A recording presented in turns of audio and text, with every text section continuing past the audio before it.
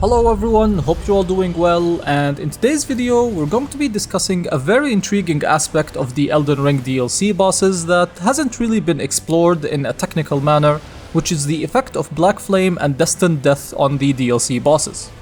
Now, some players have noticed that certain bosses like the Furnace Golems aren't affected by Black Flame or Destined Death. Some people have attributed this to the Shadow Tree fragments, but that is not the case, because there is a completely new mechanic that was introduced exclusively for DLC enemies and bosses, which actually reduces the effects of Black Flame and Destined Death. So make sure to like and subscribe, and without further ado, let's get right into it. Now first we have placed a test enemy, which is Promised Consort Radahn, where we gave him a health of 100k. Normally the Black Flame incantation should apply about 2.5% damage, and Destined Death should apply around 2%. However, as you see in the game, these spells deal significantly less damage to him. This is due to a new parameter that was added to the DLC bosses that reduces their effects, and here is a breakdown of how this works for various bosses.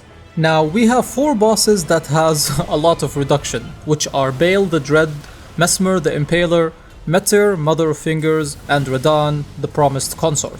They have 65% reduction, meaning they only take 35% of the usual Black Flame damage. Now, for other bosses in the DLC, including some of the mini-bosses like the Tree Sentinels and the Gravity Beast, it is 50% reduction. And finally, as we mentioned before, the Furnace Golems take 0% damage, so they're entirely immune to those effects. However, regular enemies in the DLC are not affected by this, which is good.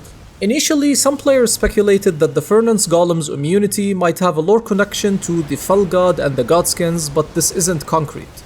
If you have any theories about why this would be something like this, please share them in the comments, because also the 50% reduction for other bosses also raises some questions, possibly related to the Land of Shadow and the Pillar of Suppression, that it suppresses all kinds of death, but this is also very speculative and just headcanon at this point.